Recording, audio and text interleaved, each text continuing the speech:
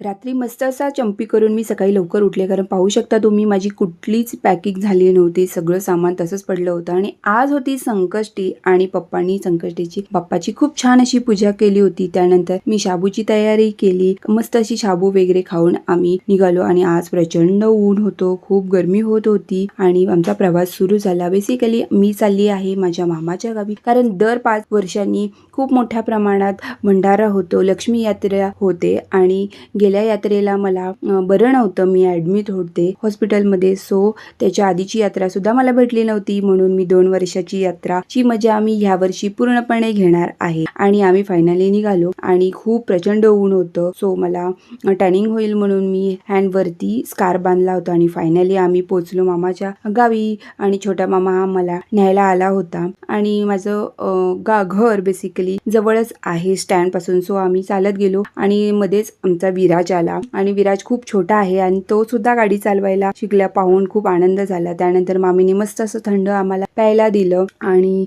आम्हाला खूप बरं वाटत होतं, कारण खूप वर्षांनी आम्ही आलो होतो आजोळी. छान असं थंडा वगैरे एन्जॉय केला, सगळ्यांशी भेटलो आणि हा आहे आमचा स्पेशल गेस्ट, आमचा पाहुणा. आमच्याकडे मामाने हा कासव पाळला आहे आणि खूप छोटा वाटतो आहे हा व्हिडिओमध्ये, पण हा प्रचंड मोठा आहे. त्याचं नाव काशीराम आहे. त्यानंतर रात्रीची जेवणाची तयारीला आम्ही सुरुवात केली. आरती मामीकडे आज जेवण होतं आणि मी बेसिकली आंब्याचा आमरस करत होते, मामीला मदत करत होते. जेवण वगैरे करून मामीने नैवेद्य दाखवला गणपतीला आणि त्यानंतर मुलांना विचारलं जेवण वगैरे कसं झालं. त्यांना सर्वांना आवडलं. ते सर्व लहान मुलं वगैरे जेवली. त्यानंतर आम्ही सुद्धा जेवलो.